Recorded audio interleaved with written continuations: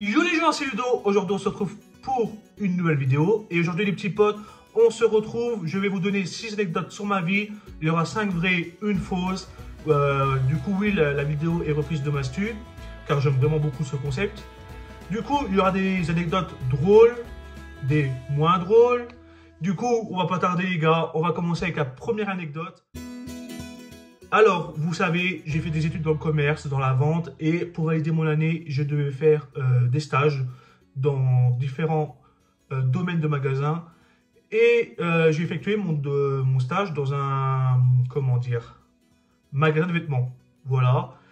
Et un jour, on venait de recevoir la livraison, du coup, et il y a des habits qui arrivent emballés, et ceux qui arrivent dans des gros sacs en plastique, tout mélangé. Et en fait, nous, pour garder, parce que moi je devais garder les cabines propres, après chaque sortie d'un client, je devais aller dans la cabine, voir s'il n'avait pas oublié les vêtements et tout, et les remettre sur une penderie à côté de moi. Moi j'étais à l'entrée des cabines, vous voyez, il y avait une petite table et tout, et du coup j'avais mon gros sac de vêtements, et je devais trier vêtements hommes, vêtements femmes, vêtements enfants et tout. Et là, c'était vers midi du coup. Et vous savez, vers midi, il n'y a pas trop de clients. Mais il y avait une cliente qui rentre dans les cabines. Et alors du coup, moi, je continue à faire mon boulot tranquille. Et du coin de l'œil, je vois la femme sortir de sa cabine, venir vers moi. Mais moi, du coin de l'œil, j'avais pas bien vu comment elle était, quoi. Et du coup, elle arrive à côté de moi. Bonjour monsieur, excusez-moi de vous déranger. Voilà, j'ai un petit problème, j'arrive pas à dégrafer mon soutif. Moi, je la regarde, je lui fais bonjour madame. Ok, bah, si vous voulez, je peux vous aider, quoi. Enfin, du coup, bah, la femme, j'ai dû dégrafer son soutif. Et bah, après, elle est reportée dans sa cabine, quoi. Bon, pas laisser à l'air, mais elle avait encore son soutif sur elle, tu vois. Mais voilà, première anecdote. Est-elle vraie, est-elle fausse? Mettez-la. Vous allez voir. Là, c'est la première anecdote. Vous marquez avant la fin. À la fin de la vidéo, vous saurez quelle est la fausse parmi les 6.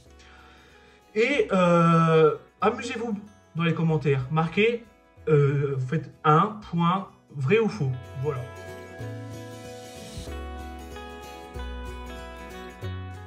Deuxième anecdote, les gars. Cette anecdote, j'avais quel âge? Entre 7 et 8 ans. 7-8 ans. Et je jouais devant chez mes grands-parents. Et devant chez mes grands-parents, moi, j'habite dans un village tout calme. Franchement, il y a personne qui passe. Il y a une voiture, ouais, 2-3 voitures qui passent une fois par heure. Voilà. Et je jouais devant chez mes grands-parents. Il y avait des amis de mes parents qui étaient là. Et moi, je m'amusais, je sais pas. En fait, j'étais sous le muret et je m'amusais à avancer, mais j'étais dans mes pensées. Du coup, j'avançais, mais j'avais pas vu le vide, que je marchais vers le vide. Et comment? Et du coup, j'avance vers le vide, mais dans mes pensées. Du coup, je voyais pas où j'allais. Et je suis tombé. Je suis tombé dans. C'était un vide. Quand je dis le vide, c'est pas un vide, il n'y avait pas un gros truc. Genre, c'était. Il y avait le muret. Et il y avait la route. Voilà, la route et là, les pavés devant chez mes grands-parents. Et en fait, je suis tombé du muret et j'ai commencé à rouler sur le bord de la route. Et à ce moment-là, il y a un tracteur qui est monté le village et le tracteur s'est arrêté. Je ne vais pas dire à ça de ma tête, mais allez, quoi, à des centimètres de ma tête. Moi, je me rappelle encore de cette anecdote-là. Et franchement, j'ai eu très peur. Et je me rappelle d'avoir été sonné de ma chute. Et puis voilà.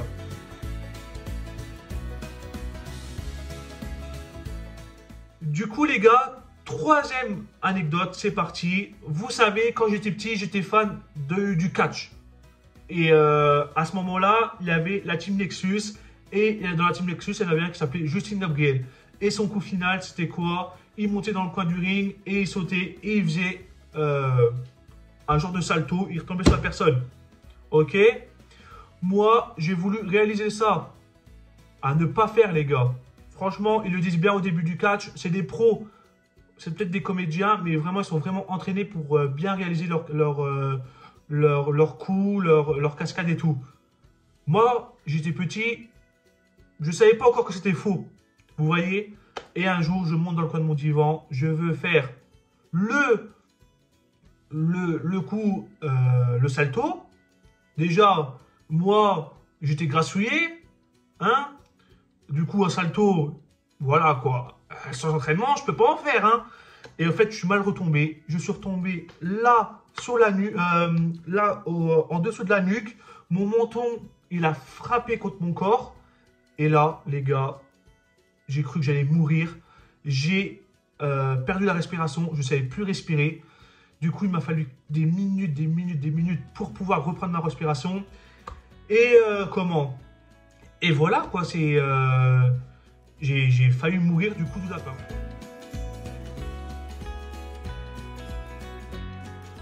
Quatrième anecdote, les gars. Avec mes amis, un jour, on décide de partir à faire un petit voyage à Amsterdam pour l'anniversaire d'un pote. Du coup, comment? Avec mes potes, on prend la route pour Amsterdam et on s'arrête sur une aire d'autoroute près de Anvers. Et là, les potes, devinez qui je vois. Devinez, avec mes potes, on voit Eus l'enfoiré. Voilà, nous sommes tombés sur Eus l'enfoiré, que lui allait où, à votre avis? À Amsterdam aussi. Bon, on sait tous pourquoi, mais il allait aussi à Amsterdam. Du coup, voilà la cinquième anecdote. La quatrième, du coup.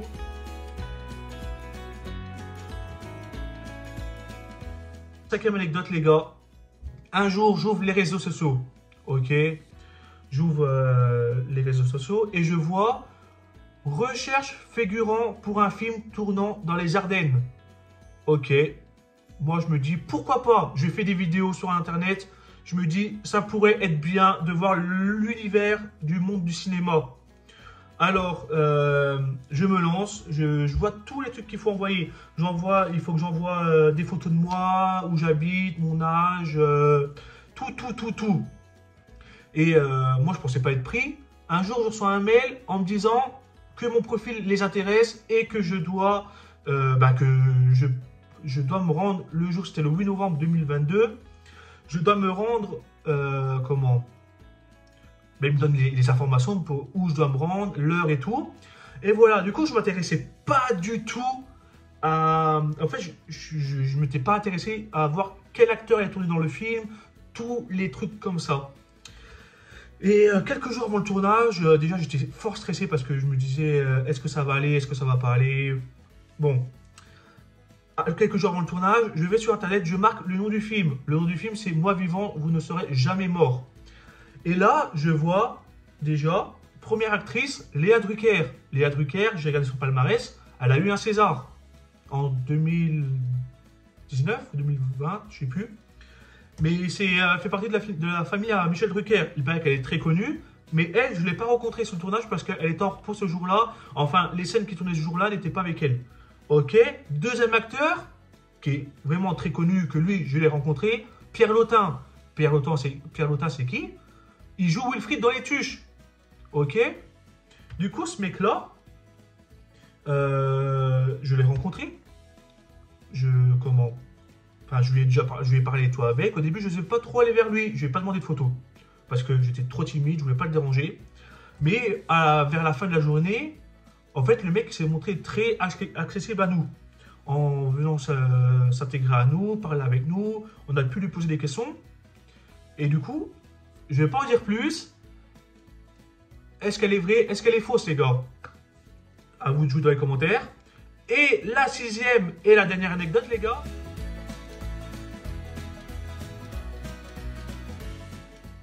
Bon, là, j'ai une calvitie, ça va mieux se voir.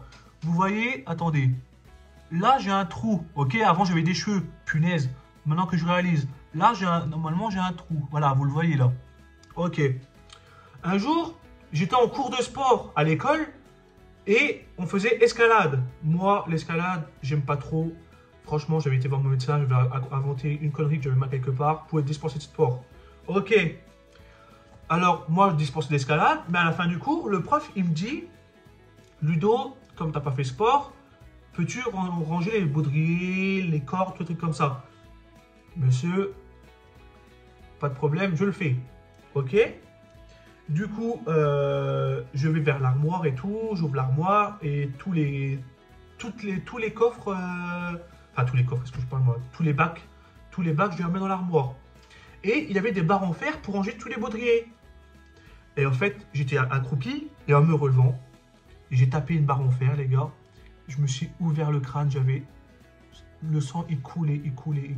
J'ai dû courir à l'infirmerie et tout. Bon, c'était l'infirmerie, c'était la secrétaire de l'école, ok. Du coup, j'avais pas trop confiance parce que normalement c'était ma prof de cuisine. Voilà. Et du coup, j'ai été ouvert au crâne. Ils n'ont pas voulu m'envoyer chez le docteur parce que pour eux, j'avais rien. Mais bon, j'ai eu des, je sais plus comment ça s'appelle là, les trucs blancs là qui m'ont mis là, comme ça. Et du coup, maintenant, je me retrouve avec un trou dans la tête. Bon, j'ai plus rien, ça s'est refermé, ok. Et du coup, voilà les petits potes. Bon, voilà, on a eu 6 anecdotes. Attends, j'espère que je suis bien à l'endroit. 6 anecdotes. Il y avait la première, la femme du magasin de vêtements. Ok. La deuxième, c'était quand j'ai failli me faire écraser par un tracteur. Parce que j'étais un peu inconscient de ce que j'avais fait. J'étais un peu dans mes esprits à ce moment-là. La troisième, j'ai failli mourir du coup de lapin en voulant réaliser une scène de catch. Une prise de catch, je veux dire. La quatrième, j'ai rencontré Eux sans forêt. La cinquième, j'ai tourné dans un film avec Pierre Lotin et Léa Drucker, mais c'était que Pierre Lotin du coup. Et la sixième, c'est que je me suis ouvert avec une barre en fer le crâne. Du coup, pour vous, je vous laisse quelques temps pour vous. Quelle est la fausse dans les 6 histoires? Attendez. Je vous laisse un peu de temps, les gars. Je vous laisse un peu de temps. Allez-y. Bon, ok. Je vous ai laissé assez de temps. La fausse, c'était que j'ai rencontré Eux sans forêt sur une aire d'autoroute. Cette histoire, c'est pas à moi qu'elle est arrivée, c'est à mon petit frère Romain et sa bande de potes, que je salue vraiment, si vous voyez la vidéo. Comment? C'est à eux que ça est arrivé, en allant en voyage à Amsterdam pour l'anniversaire de notre pote, enfin de son pote Lucas. Ils ont rencontré Eux sans forêt sur une aire d'autoroute à Anvers. Vraiment chanceux, vraiment. Du coup, l'histoire dans le magasin de vêtements, elle est vraiment vraie. La femme m'a demandé de l'aider à dégrafer son soutif. Et l'histoire du tracteur, oui, c'est vrai aussi. J'étais, comme j'ai raconté, j'étais petit, je suis tombé d'un muret et le tracteur s'est arrêté à quelques centimètres de ma tête. Le coup du lapin, c'est vrai aussi. J'ai voulu réaliser une prise de catch. Voilà. Le film, j'en dis pas trop, j'en dis pas plus parce que je vais sûrement en faire une vidéo. Il va sortir dans quelques temps, le film, au cinéma. Du coup, quand j'aurai vu le film, je ferai une vidéo dessus. Voilà. Et l'histoire avec mon crâne, lui, tout est vrai. C'est en cours de sport à l'école après un cours d'escalade. Et voilà les petits potes, la vidéo est terminée. Si elle vous a plu, on met un gros pouce bleu les gars, un pouce vers le haut. Ça fait très longtemps que j'ai pas tourné les gars de vidéos. Je veux me motiver à essayer de tourner des vidéos un peu plus souvent. Mettez les commentaires les gars, motivez-moi en commentaire. Enfin, je suis vraiment motivé à reprendre les vidéos. Mais là les gars, jouez le jeu. Quelle est l'anecdote? Je suis con moi, j'ai dit qu'elle était la fausse. Les gars, commentez la vidéo, partagez-la à tous vos potes.